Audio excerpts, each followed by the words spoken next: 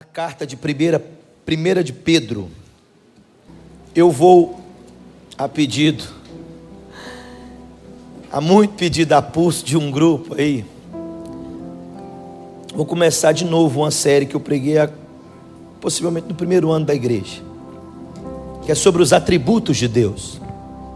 Não vou fazer todos os domingos, mas um grupo grande não ouviu ainda, né? Na verdade, a maioria hoje que está na igreja não passou por essa série a respeito dos atributos de Deus.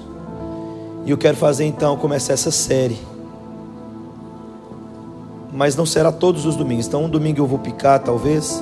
Hoje mesmo eu tinha uma outra mensagem, mas aí lembrando disso e desse texto, eu vou começar hoje de novo a série sobre os atributos. Por quê, pastor? Porque o que Deus tem ministrado muito ao nosso coração é que a igreja precisa. A igreja brasileira, ela assemelha-se muito àquele grupo em Atenas, quando Paulo pregou lá. Tem levantado um altar, mas é um Deus desconhecido. Desconhecem muito a Deus. Por isso levanta algumas coisas, uns monumentos, e fala que é altar. Então, estudando os atributos de Deus e ministrando a respeito dos atributos, nós vamos começando a compreender. Ravenhill vai dizer que nós precisamos de uma nova, antiga revelação das Escrituras. A gente tem perdido muito. Todo o esforço do nosso coração é para que essa igreja avance, mas contudo, que ela guarde a verdadeira doutrina, o verdadeiro evangelho. Então, a gente está perdendo muito. Eu gosto mais, eu tenho falado isso aqui, eu tenho mais apreço pela Bíblia dos antigos do que pela Bíblia dos atuais. Porque a Bíblia dos antigos tinha mais temor quando se lia, quando se interpretava. Hoje, um caos. Nós estamos vivendo um caos. E por que a respeito dos atributos? Porque toda a Bíblia vai falar deles. Toda a Bíblia vai apontar para eles. Toda a Escritura vai revelar a pessoa de Jesus. E o apóstolo Paulo, escrevendo aos Colossenses, vai falar assim: ele, em Jesus, habita corporalmente toda a plenitude. Ou seja, todos os atributos, todo o ser de Deus nessa pessoa. Então, uma vez que o compromisso dessa igreja é apresentar a pessoa de Cristo, nós vamos começar de novo essa série. Faltou alguns atributos para eu pregar, porque eu comecei logo uma outra série, e eu pretendo fazer até o final. Mas volto a reforçar, não será todos os domingos. Pode ser que um domingo aí eu pregue outra mensagem, aí você vai falar: ô pastor, não era sobre o atributo? Nós vamos continuar pregando sobre os atributos, mas que eu tenho algumas mensagens também que nós temos entendido que é de Deus para a igreja. Mas hoje preste muita atenção nessa mensagem. 1 de Pedro, capítulo 1, versículo 3. Aproveita que você está aí, intercede aí por mim, que eu tive um mal-estar antes do culto, coisa de pressão, mas já está bom. O Gil deu uns glória aí, eu fiquei bom. Amém? 1 de Pedro, capítulo 1, versículo 3. Só o versículo 3. Hoje nós vamos andar muito pela Bíblia, fique atento. Bendito Deus e Pai de nosso Senhor Jesus Cristo, que segundo a sua muita misericórdia, nos regenerou para uma viva esperança, mediante a ressurreição de Jesus Cristo dentre os mortos. Feche seus olhos, vamos orar mais uma vez. Senhor, que o temor do Senhor se apodere desse lugar, que o Espírito do Senhor cerque todos os corações, que o Senhor deixe para nós hoje uma bênção. que venha sobre este lugar, sobre essa congregação, a manifestação da pessoa bendita do Senhor, através dessa verdade. Abra os nossos entendimentos, o nosso entendimento, ministra ao nosso coração, glorifica teu Filho, Senhor, exalta-o mais uma vez, Senhor. Se tudo que for falado aqui redundar em glória ao teu nome, então nós cumprimos o nosso propósito. Não estamos preocupados se vamos sair daqui mais felizes ou menos felizes. Estamos preocupados se o Senhor será honrado, exaltado, reconhecido nesse lugar. Tudo aqui é para a tua glória, tudo aqui é para o Senhor. Senhor, o Senhor conhece todos os nossos caminhos, todos os nossos dias foram escritos, cada um deles escritos e determinados pelo Senhor. O Senhor sonda, antes que a palavra chegue à nossa boca, o Senhor já conhece. Se por um dia, Senhor, só por um dia, a minha boca tiver que se abrir para falar algo a meu respeito, e não a respeito do Senhor nessa congregação, eu peço ao Senhor que me abata, que me retire daqui. Não me deixe fazer isso, Senhor. Não me deixe pregar outra coisa senão Cristo e este crucificado. Escândalo para os judeus, loucura para os gentios, loucura para os que se perdem, mas para nós que somos salvos, o poder do Senhor. Que a tua graça abundante, soberana, maravilhosa, seja derramada nesse lugar, em nome de Jesus, amém. Fique atento, eu preciso que você passeie comigo em alguns textos da Bíblia. Esse atributo de Deus, essa qualidade de Deus, muito mal compreendida por essa geração principalmente, a misericórdia, muito mal entendida por muitos. Esse atributo talvez seja um dos mais reconhecidos, e ele é de gerar no nosso coração uma explosão de alegria, quando nós entendemos a grandeza e a profundidade desse atributo. A misericórdia de Deus é um pouco diferente da sua graça, porque a misericórdia de Deus, ela vai alcançar não só os homens, mas toda a criação de Deus. Tudo que foi criado, prova disso, da misericórdia. Quanto à graça nós temos derramada sobre os homens, a misericórdia se estende um pouco e vai sobre também a terra, os seres viventes, os animais, tudo que tem fôlego, tudo que respira, tudo que tem vida, prova desse benefício, prova desse atributo. Mas antes, para você entender, eu quero que você ao longo da mensagem compreenda esse atributo. É necessário saber que a misericórdia de Deus tem origem na bondade de Deus, porque Deus é bom, então Ele derrama a sua misericórdia.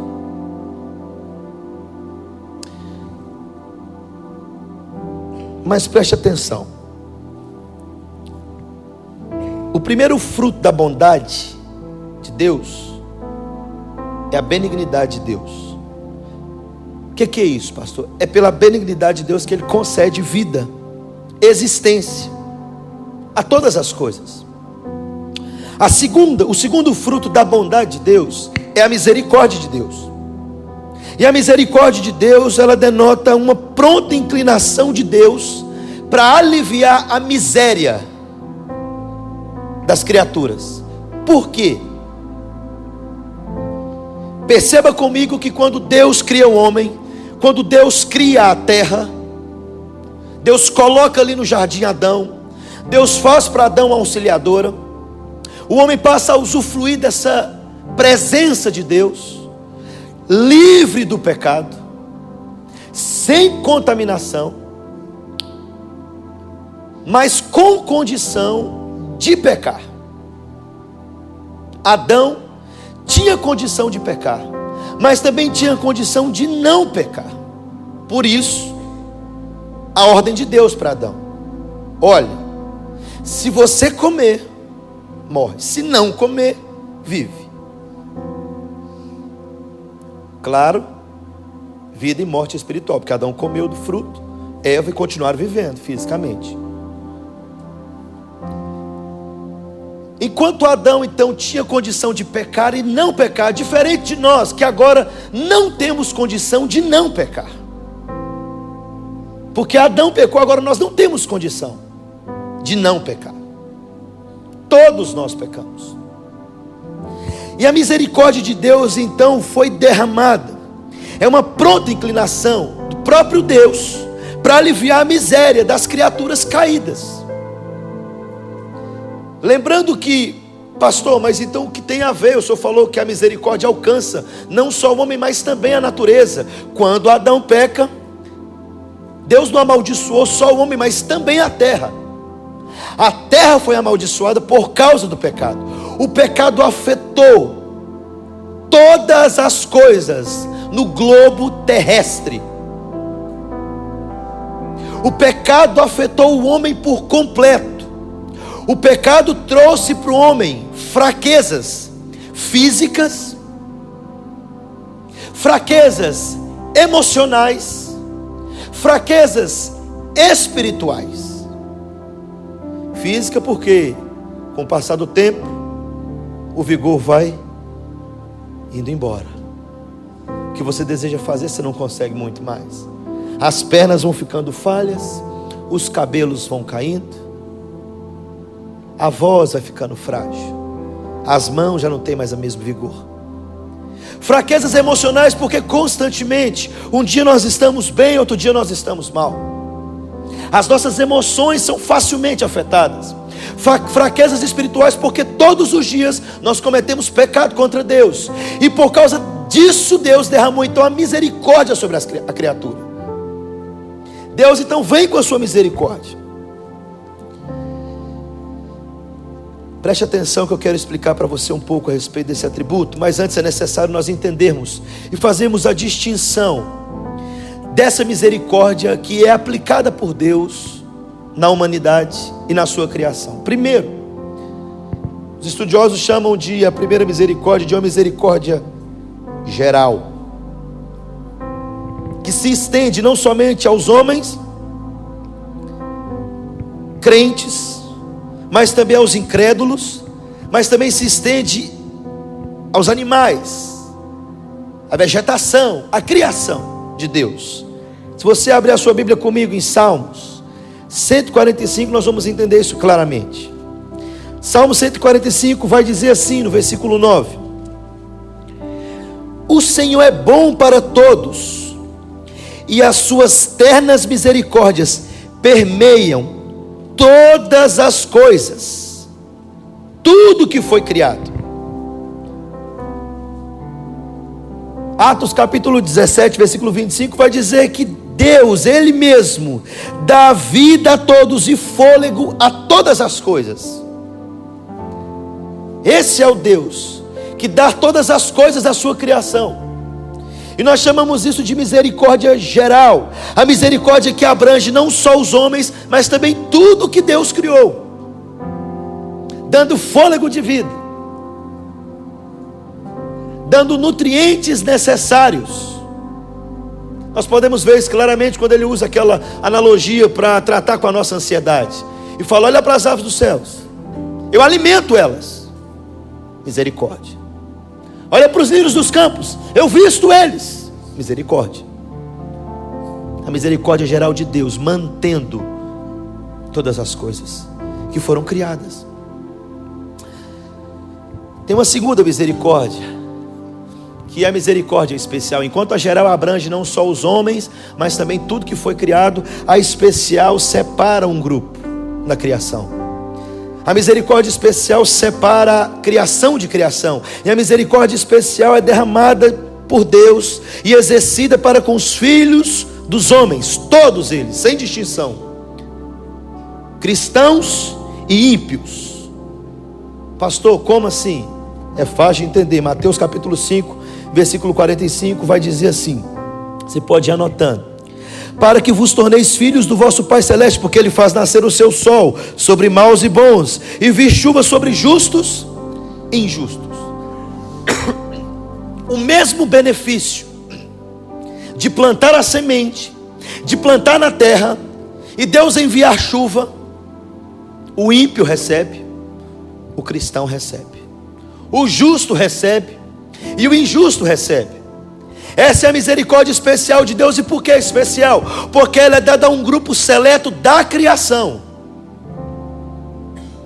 Essa já não é mais derramada sobre os animais, sobre o que foi criado, mas aos homens, aos filhos dos homens, justos e injustos.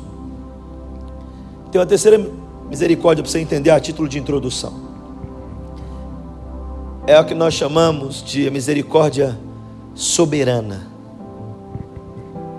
Uma misericórdia que está agora vinculada, e ela é aplicada pela vontade soberana de Deus para um propósito. Essa reservada para um outro grupo que Ele separou para si, que nós chamamos de os herdeiros da salvação, comunicado a estes por meio de uma aliança. Por causa dessa aliança, sobre você será derramada uma misericórdia diferente. Por causa do meu propósito, sobre vocês vai ser derramada uma misericórdia diferente. Esse grupo bebe e recebe de toda a misericórdia de Deus, quer seja ela geral, quer seja ela espiritual. Mas nem todos recebem dessa misericórdia soberana de Deus. Pastor, vamos lá para Tito, capítulo 3, versículo 5, vai dizer assim: não por obras de justiça praticadas por nós, mas segundo a sua misericórdia, Ele nos salvou mediante o lavar regenerador e renovador do Espírito Santo. Aí você fala: pastor, mas não é a graça? O senhor leu misericórdia? Está falando de lavar regenerador. Ele está falando da aliança, porque o versículo 6 ele fala que Ele derramou sobre nós ricamente por meio de Jesus Cristo, o nosso Salvador. A aliança feita, o propósito determinado por Deus, a ordem que foi dada. Que ordem? Em Gênesis.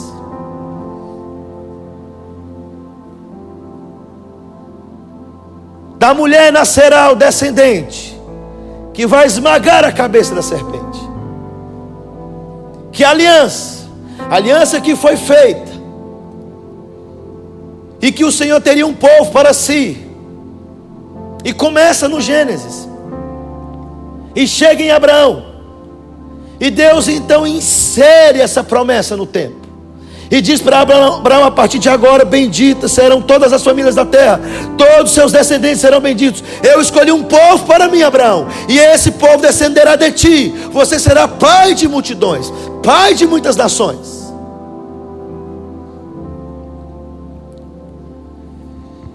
Mas eu quero aprofundar um pouco mais, porque afinal de contas, qual é a diferença da misericórdia especial que é derramada sobre justos e injustos, e a misericórdia soberana que é derramada sobre esse grupo, o grupo do Senhor, o povo de Deus, que Ele tem para si?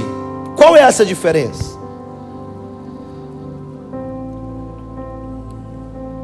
Quero tratar com vocês. É necessário notar que que a misericórdia que Deus concede ao ímpio, a misericórdia que é derramada sobre o ímpio, a chuva que é derramada sobre o ímpio, ela tem prazo de validade. Ela é uma misericórdia temporal. O que você quer dizer com isso, pastor? Eu quero dizer que não existe, que essa misericórdia que é derramada sobre o ímpio, ela se limita somente a essa vida, que depois do túmulo, depois da morte, não existirá misericórdia para o ímpio. Pastor, mas Deus não é misericordioso? Pastor, mas a misericórdia dele não dura para sempre? Que para sempre é esse? Que só dura até a morte. Do ímpio, sim.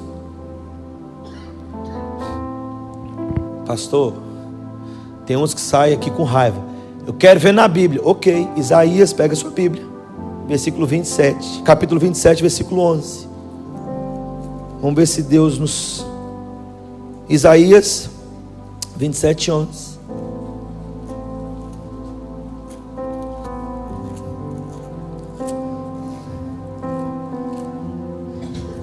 Vai dizer assim: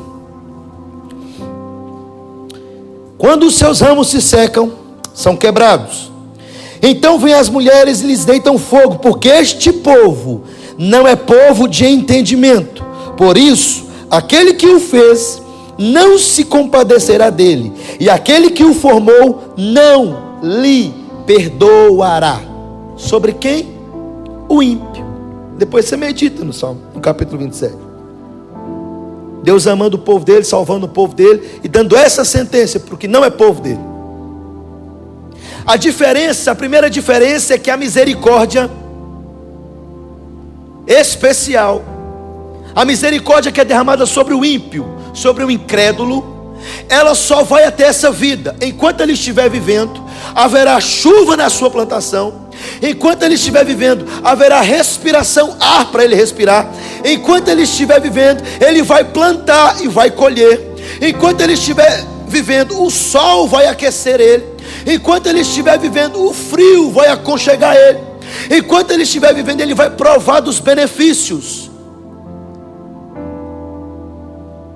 dessa misericórdia.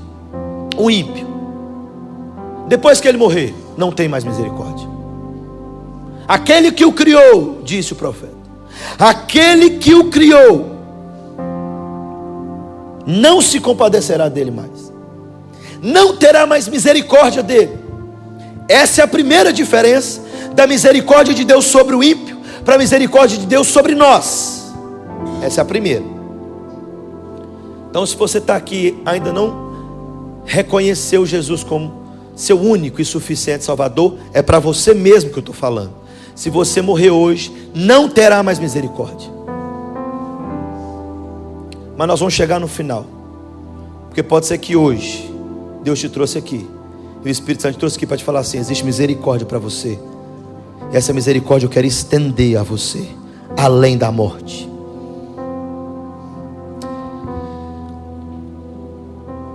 Mas talvez vai gerar uma dúvida na sua mente: pastor, no Salmo 136 eu li, a misericórdia do Senhor dura para sempre. Que para sempre é esse? É necessário entendermos que Deus nunca vai deixar de ser misericordioso. Deus não pode deixar de ser misericordioso, porque a misericórdia é uma qualidade essencial. Porém, o exercício da sua misericórdia é regulado pela sua vontade soberana. O exercício de Deus fazer misericórdia é regulado pela vontade dele. Isso é facilmente entendido. Eu vou explicar um pouco mais para você entender. Paulo, escrevendo aos Romanos, no capítulo 9, ele vai relembrar o que Deus falou com Moisés. E ele falou assim: Moisés, eu sou o Senhor, eu vou ter misericórdia, Moisés, de quem eu quiser ter misericórdia. Eu vou me compadecer de quem eu quiser me compadecer. Eu sou o Senhor.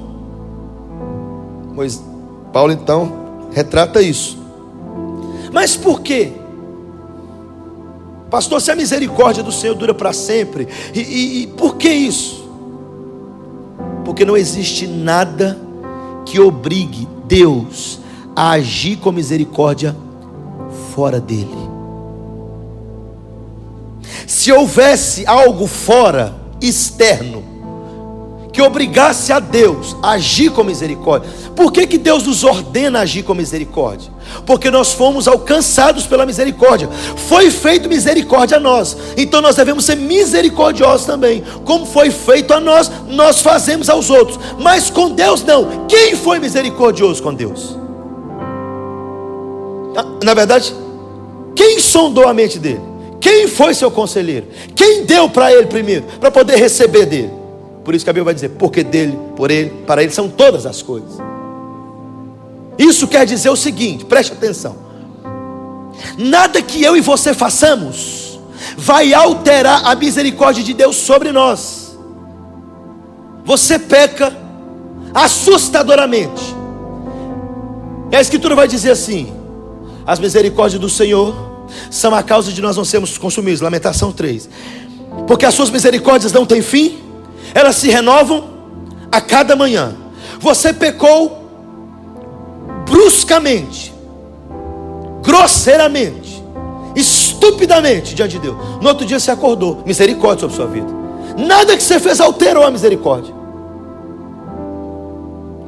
Mas também nada do que você faz vai fazer com que Deus se sinta obrigado a dar a você misericórdia. Ou seja, o que eu quero dizer? Não tem nada fora da pessoa de Deus que o obrigue a ter misericórdia dele. Por isso ele disse a Moisés: eu faço misericórdia com quem eu quiser.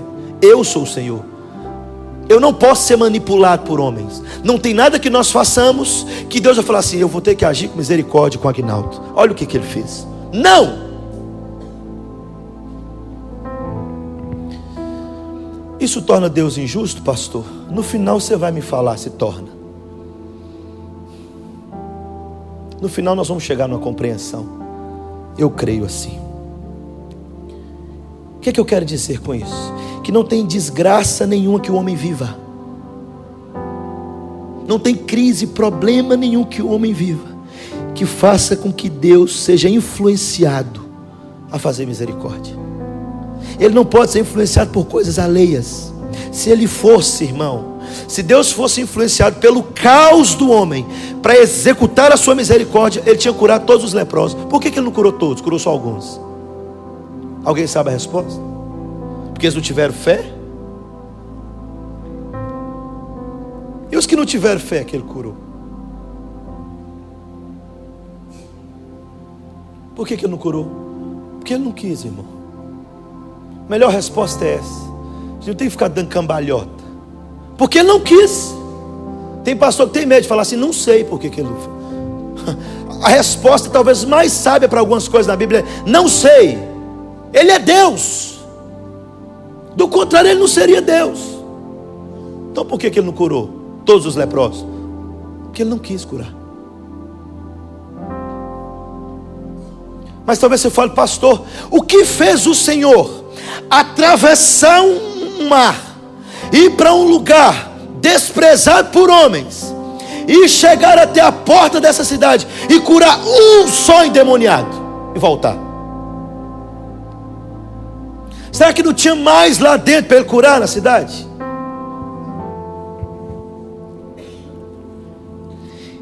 O que eu quero dizer com isso? Que nada que nós façamos externamente altera a misericórdia de Deus e em quem Ele quer aplicar essa misericórdia. Mas vamos voltar ao ponto aqui.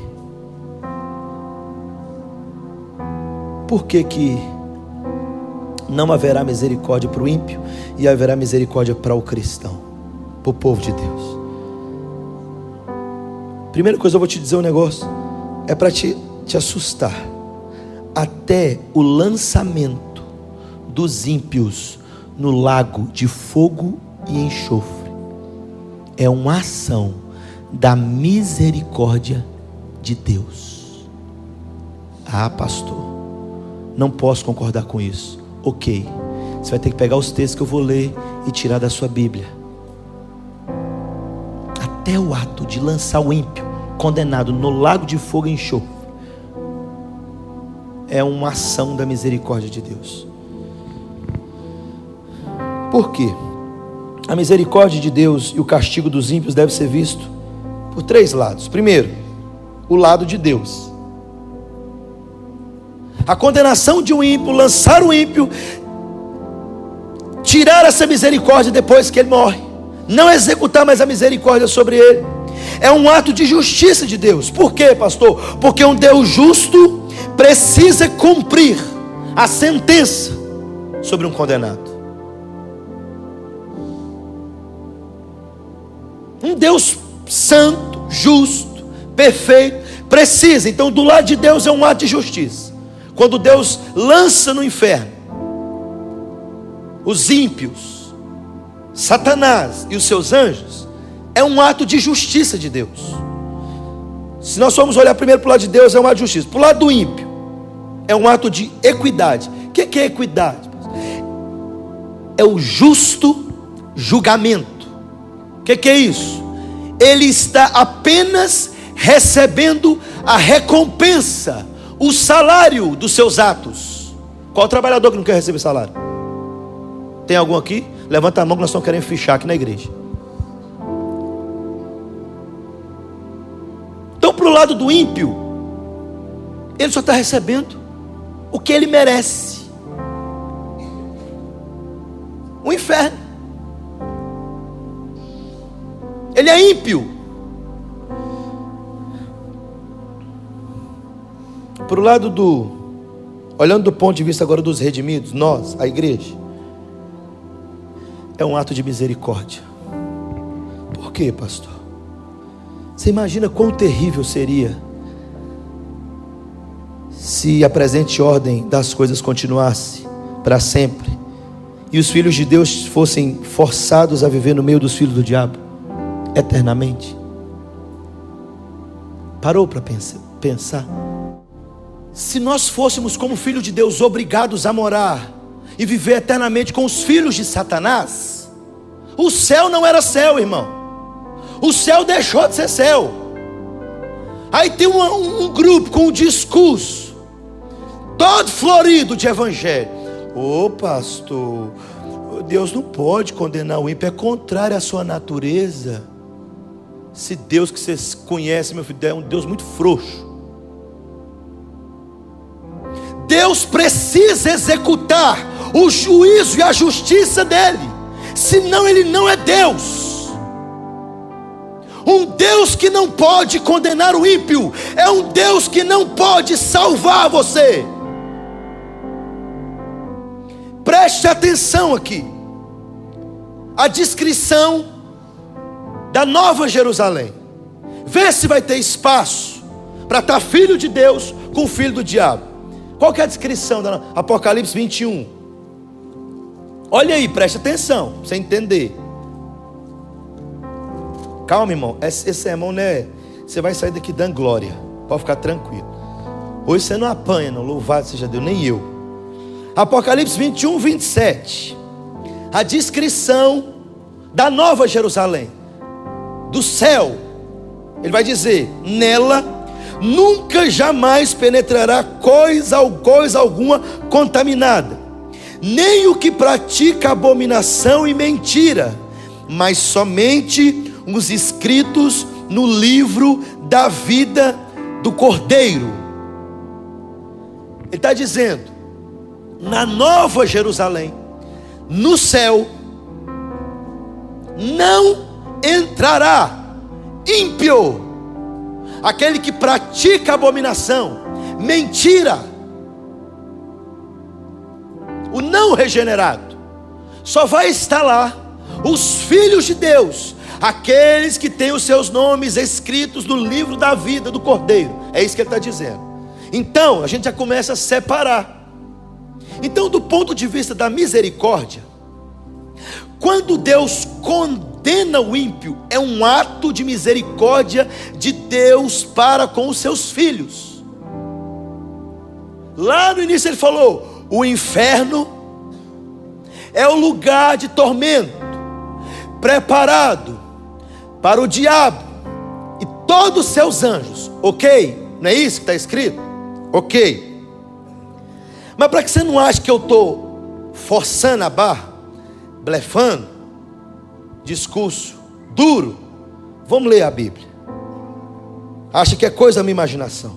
Salmo 143. Vamos ver o que está dizendo. Vamos aprender um pouco. Salmo 143.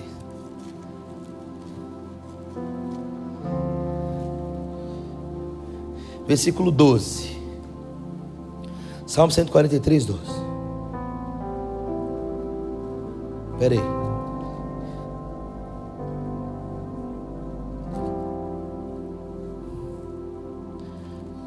Só um minutinho.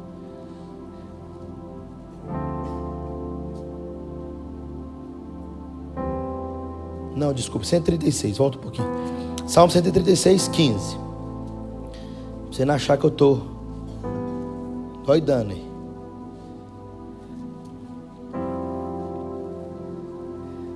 Olha o salmo de misericórdia.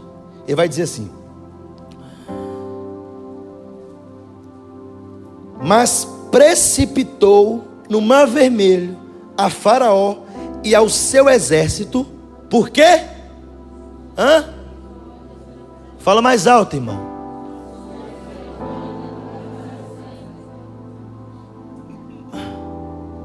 Pastor, Deus matou Faraó por causa de misericórdia? Tá achando que é só coisa boa? Olha outra coisa, quer ver?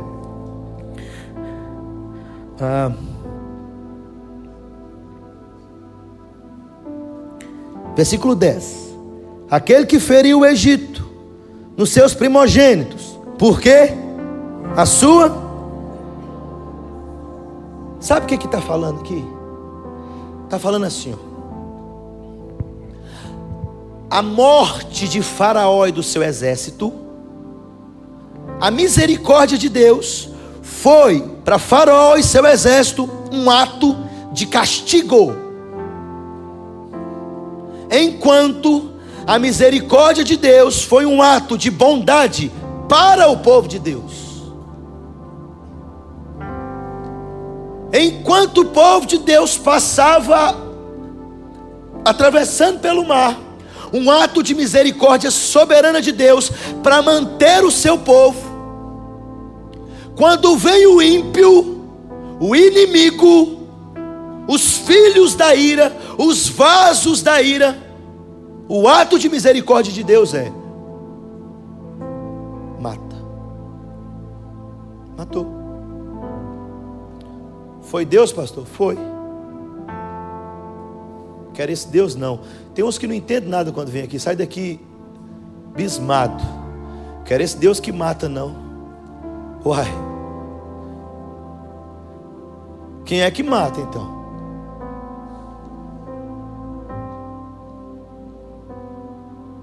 A Bíblia vai dizer assim, ó: não temei aquele que pode matar o corpo, mas não pode matar a alma. Temei antes aquele que pode mandar tanto o corpo quanto a alma para o inferno. Quem é que pode mandar para o inferno? Tem gente que acha que o inferno é do diabo, irmão.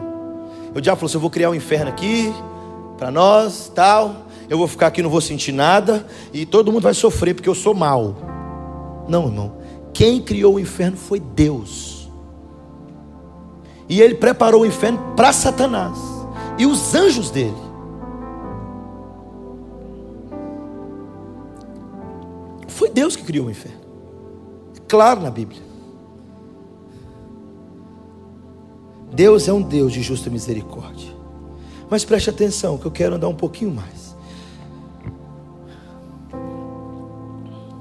Êxodo capítulo 34 vai dizer assim, ó, não precisa abrir não, versículo 7, você marca, depois você lê. Ele vai falar assim, ó: Deus não terá por inocente o culpado. Deus não irá inocentar o culpado.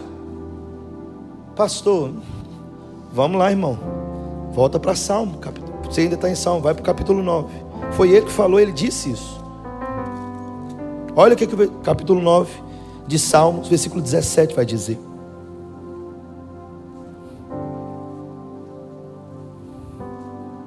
Vê o 16 para você entender, ficar mais bonitinho, para você não tomar um susto com 17. Salmos 9, 16, 17. Faça conhecido ao Senhor pelo juízo que executa. Enlaçado está o ímpio nas obras de suas próprias mãos. recompensa. Os perversos serão lançados no inferno, e todas as nações que se esquecem de Deus. Deus está fazendo isso. Ele está dizendo isso.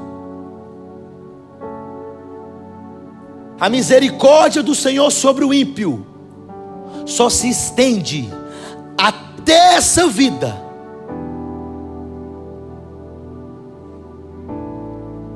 Se você está aqui hoje e é ímpio, não é falando eu creio, pastor, em Deus, não.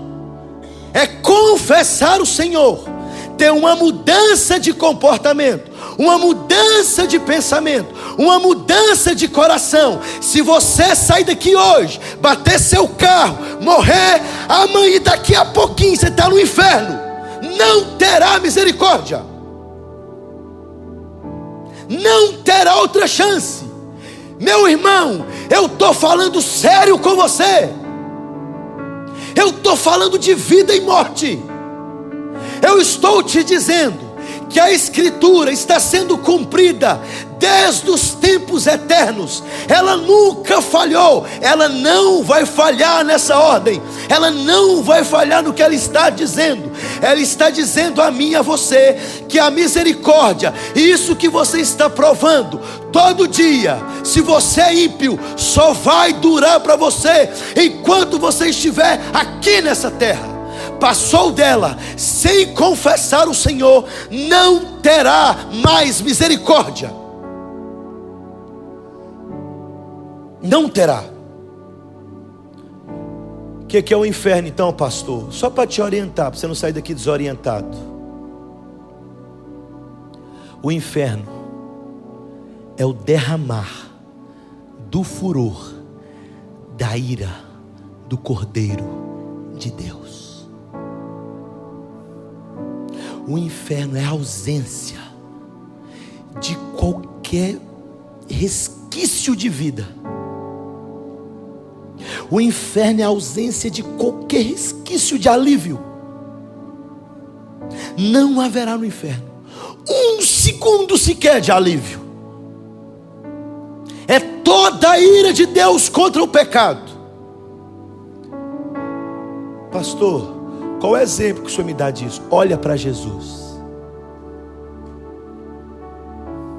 esmagado em uma cruz, porque Deus estava despejando nele a ira. O inferno é o derramar completo da ira de Deus. Não terá misericórdia. Não terá uma planta sequer. Não terá uma gota de orvalho. Os homens pedirão a morte e não encontrarão no inferno. A misericórdia com o ímpio só se estende até essa vida.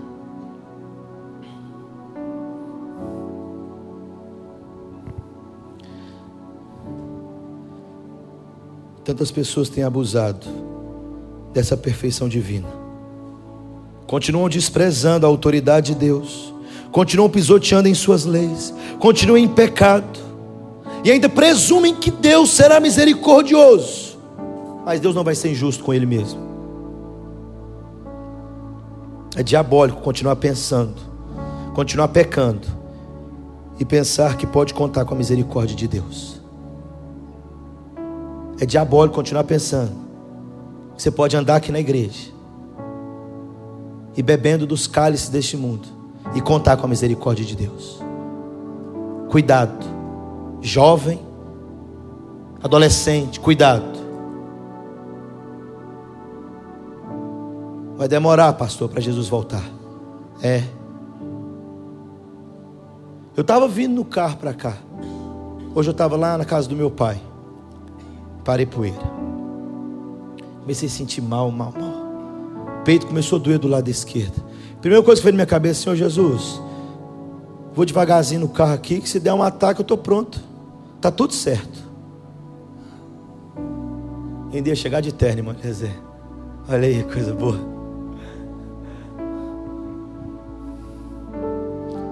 Mas se acontecer com você hoje, pronto. Você vai poder contar com essa misericórdia. Porque preste atenção, eu falei da misericórdia sobre o ímpio, né? Então vamos ver sobre nós agora. Tá bom, não precisa mais regalar o oi para mim, vai ficar tudo bem. Vamos lá.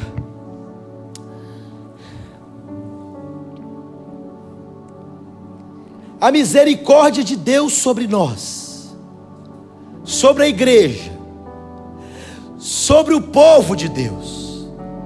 Preste atenção nessa misericórdia. Salmos 103, 11. Preste atenção. Ah, irmão, isso é deixar a gente doido. Preste atenção. Como que é a misericórdia de Deus sobre o povo de Deus? Sobre você, sobre mim, sobre os justos. Quem são os justos, pastor? Os bonzinhos? Não, os que foram justificados em Cristo Jesus, que agora tem paz com Deus, como Paulo diz. Ele vai dizer assim, 103, 11. Pois quanto o céu se alteia ou se distancia acima da terra, assim é grande a sua misericórdia para com os que o temem. Presta atenção. Vamos falar um pouco do cosmos aqui primeiro, porque talvez o céu aqui é outra coisa. Nem bebi água, tá vendo? Presta atenção aqui. Quanto se distancia a terra do céu, assim é a misericórdia dele sobre o povo dele. Vamos pegar aqui talvez uma galáxia das mais próximas aí, galáxia de Andrômeda. Os cientistas vão dizer que a distância que ela está da Terra é de 2,45 milhões de anos-luz, uma galáxia próxima. 2,45 milhões de anos-luz. Pastor, esse negócio de anos-luz eu nunca entendi. Anos-luz é a distância que a luz percorre durante um ano. Para você entender mais, um ano-luz significa 10 trilhões de quilômetros.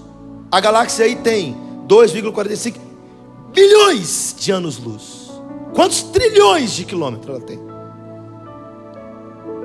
Está falando assim, como está distante, ou seja, o tamanho, a extensão que há da terra ao céu, assim é a misericórdia dele sobre você. O tamanho da misericórdia. Você consegue entender agora por que você peca e acorda saudável ainda? Por que você age de maneira mal? E de manhã quando você acorda, você respira, tem ar. Você puxa ar, seu pulmão enche de ar. Por causa do tamanho dessa misericórdia sobre a sua vida. Só que o salmista aqui, ele vai um pouco mais além. Porque se nós falarmos então de galáxias, ainda que seja 2,54 milhões de anos-luz, ainda que seja uma distância, um tamanho colossal, que não se pode chegar, ainda assim se tem medidas, ainda assim se pode, talvez, com bilhões e bilhões e trilhões de anos, se chegar até isso. Aí o salmista fala, não, versículo 17, mas a misericórdia do Senhor é de eternidade a eternidade. Agora eu vou te explicar o que significa isso. Isso significa que você, salvo em Cristo, não precisa ter mais nenhum tipo de medo. Isso significa que você, salvo em Cristo, não precisa ter mais nenhum tipo de indecisão, de receio. Isso significa que você, salvo em Cristo, não precisa ter mais um fio de desesperança. Por quê, pastor? Porque a misericórdia dele, como nós vimos, não pode ser manipulada. Você não consegue alterar essa misericórdia.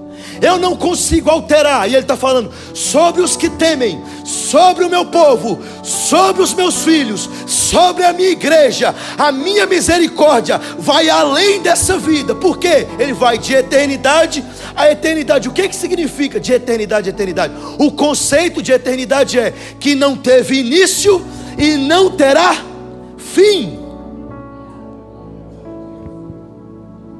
Ou seja, você tem que sair daqui hoje se sentindo a pessoa mais salva do mundo.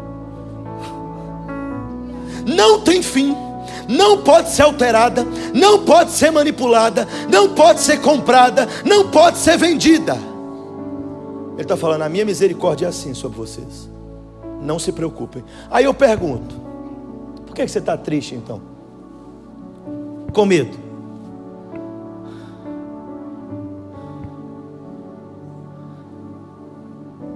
Ah, pastor, aí vem as ovelhinhas retardadas. Ah, pastor, então posso fazer o que eu quiser, ué. Não vai alterar mesmo. Exatamente. Não vai alterar nem a misericórdia que ele tem sobre a igreja, nem sobre o ímpio. Ímpio. Porque é o ímpio que pensa assim. Eu posso viver do jeito que eu quiser, pastor. A misericórdia dele não vai mudar. Exatamente, é isso mesmo. Não vai mudar.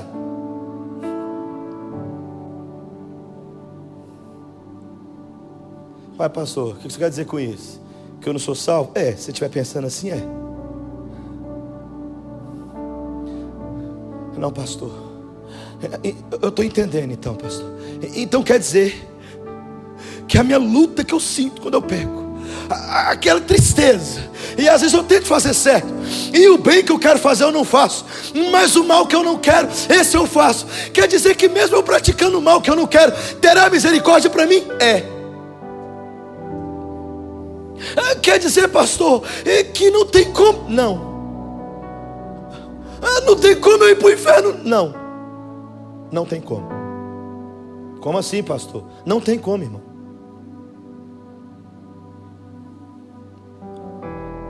Ou ela não é eterna. A misericórdia sobre os filhos. Mas preste atenção para finalizar. Estou sem meu relógio hoje. Estou sem meu relógio, eu podia passar do horário tanto que eu quisesse, né? Em vez de aproveitar. O Salmo 103 que Davi está escrevendo, ele está trazendo um salmo de confissão a Deus, mostrando para Deus, trazendo o salmo da misericórdia de Deus sobre o pecado dele, sobre o pecado do homem. Ele diz assim, Ele é quem perdoa, versículo 3. Qual é o benefício dele? Ele é quem perdoa as tuas iniquidades. Ele é quem sara todas as tuas enfermidades. Ele é quem da cova redime a tua vida e te coroa de graça e misericórdia. Ele é aquele que farta de bens a tua velhice. Ele é aquele que renova a tua mocidade como a da águia. Ele é aquele que faz justiça e julga os oprimidos. Ele é aquele que manifestou os seus caminhos a Moisés. Ele é aquele que realizou feitos maravilhosos. Ele é aquele que é longânimo. Ele é aquele que perdoa as nossas transgressões. Ele não nos trata segundo os nossos pecados e não nos retribui segundo as nossas iniquidades.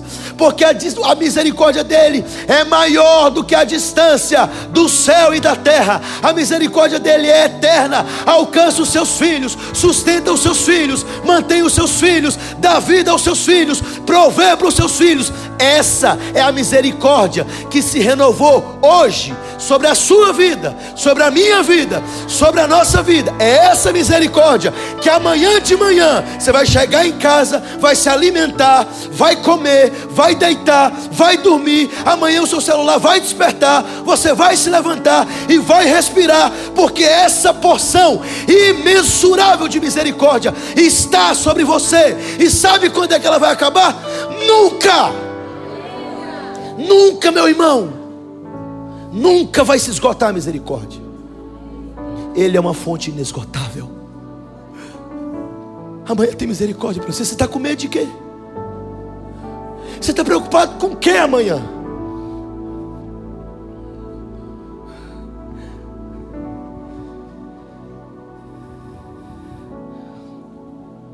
Essa misericórdia nos alcançou quando nós ainda éramos pecadores, Paulo vai dizer. Foi um presente dele. Foi um presente dele. Tem um povo que fica tão ofendido quando lê Romanos 9. Poxa, Deus está fazendo acepção de pessoas. Ele tem misericórdia de quem Ele quer. E as pessoas que Ele não quer ter misericórdia, você tem que pensar que Ele teve de você, meu filho. Que Ele quis ter misericórdia de você. Qual que é a prova que eu tenho disso, pastor? Simples demais. Vou dar o exemplo do bom pastor. É o melhor, que é o que eu mais gosto. Pastor, qual é a certeza que eu tenho? Que essa misericórdia está sobre mim. Qual a certeza que eu tenho, pastor? Que eu posso ir para minha casa em paz. E se eu for acometido de um ataque fulminante e morrer, daqui a pouco eu estou no paraíso. Qual é a certeza? Eu vou dar o exemplo do bom pastor, que é o que eu mais gosto.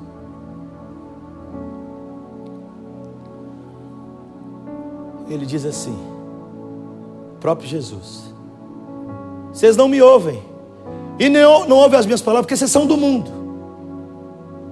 Se vocês fossem as minhas ovelhas, vocês me ouviriam, porque as minhas ovelhas ouvem a minha voz, elas me conhecem e elas me seguem.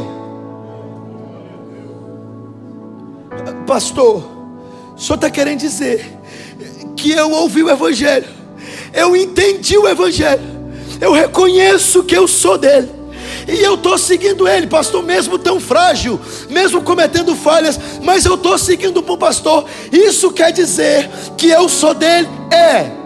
E o que mais? Quer dizer que ele diz assim: e aquele que é meu, que o meu pai me deu, nenhum deles eu lançarei fora. Todos eles estão aqui. Isso é a misericórdia de Deus sobre sua vida. Está aqui. Tem misericórdia para você amanhã. Não é para você ter medo, não é para você ter receio. Ela é a única causa.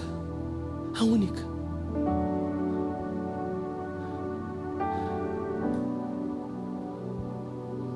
De amanhã você não ser consumido. Pastor, mas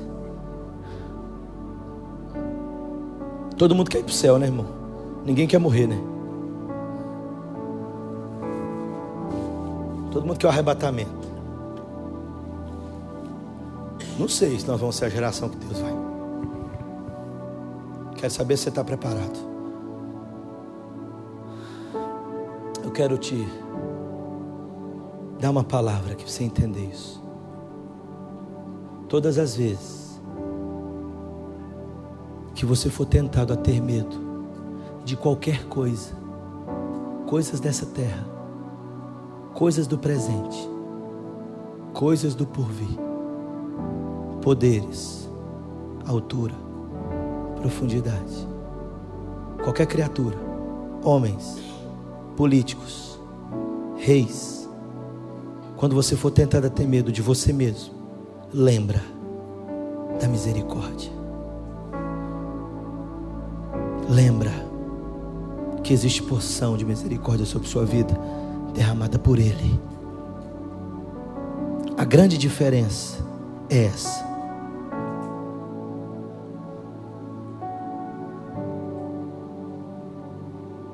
O cristão, esses discursos, tem uns discursos politicamente corretos, não combina comigo.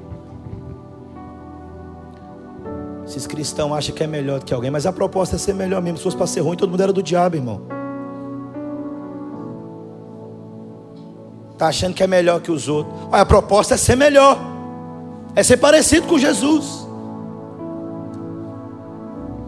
Se fosse para ser ruim, ele não tinha vindo na terra. A grande diferença é essa: do ímpio para o justo. Qual que é a grande diferença? A morte. Essa é a grande diferença. A morte. A morte separa justo de injusto. Por isso, no maior ato, na maior morte, no maior ato da história, o ato que dividiu a história, em antes dele e depois dele, a cruz dele estava no meio. O símbolo de morte, de martírio, a morte mais maldita daquele tempo, a cruz dele estava no meio, dividindo ímpio de justo. Um creu nele e ele disse: hoje você vai estar comigo no paraíso. O outro não creu nele. Isso é o evangelho.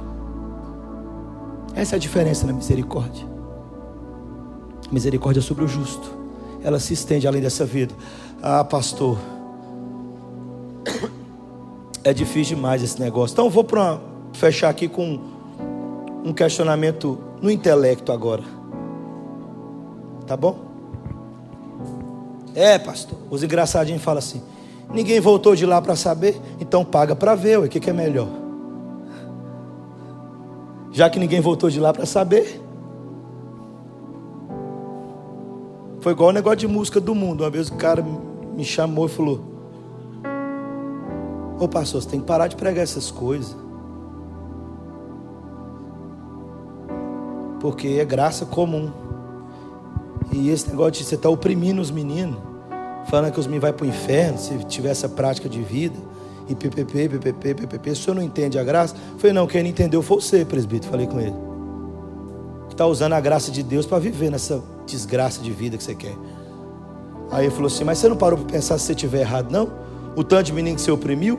Eu falei: oprimi não, eu fiz eles deixar de ouvir uma música só, ué. Mas se você estiver errado, o tanto você vai levar para o inferno. É a mesma coisa da misericórdia. Não é você falar assim: não, pastor, eu tenho Jesus. É acontecer em você novo nascimento, mudança de mente, coração. O que é isso, pastor? Que mentia, não minta mais. Que roubava, não roube mais. Que era idólatra, não idolatre mais. Confesse o Senhor. Reconheça em todos os seus caminhos. Dê glórias a Deus. Dê graça a Deus. Dê honra a Deus. Viva de maneira digna. O que vai separar ainda continua o mesmo que separou homens na cruz. Que vai dividir, a misericórdia dele vai se separar nesse momento. A do justo vai além da morte. A do ímpio é só até a morte. Não terá mais misericórdia. E eu quero te fazer uma pergunta. Dessa vez eu não vou gritar, porque gritar ou falar baixo adianta mesmo, né? Os menininhos que gostam: ô pastor, o senhor grita demais, né? Falei para você não dormir. Aí um mais ousado falou um dia comigo: senhor pastor, o que o senhor grita tanto? Deus não é surdo? Eu falei: eu não estou pregando para Deus, mas você é, ué. Um menino de 7 anos querem me pegar? Conversa. Meu filho, da escola que você está aí, eu já fui expulso. Querido, quero te fazer uma pergunta. Hoje, na sua vida, se acabar hoje, agora, se a gente tiver que sair daqui agora, eu tenho que preparar a igreja para o seu funeral, debaixo de qual misericórdia você está? Qual? A que se estende depois dela? Ah, pastor, irmão, te dar um conselho aqui, ó. Eu não pagava para ver, não, porque não tem como voltar para mudar.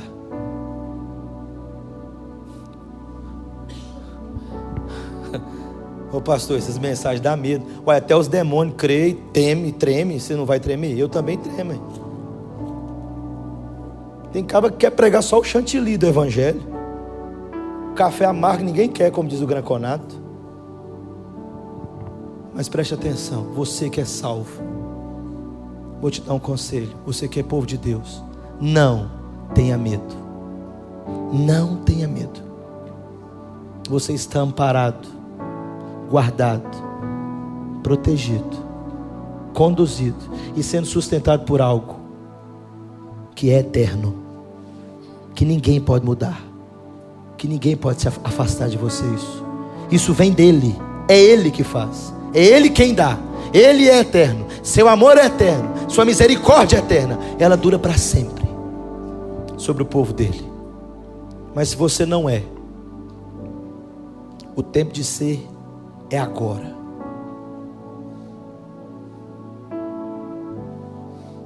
É, pastor, como eu queria que alguém voltasse lá para falar. Ninguém vai voltar, meu filho. Só vai um voltar. E quando ele voltar não tem mais jeito.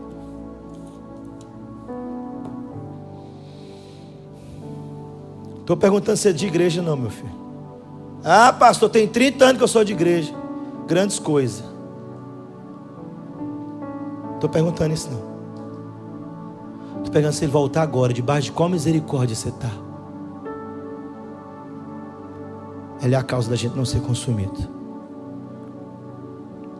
Fique de pé no seu lugar. Vamos orar.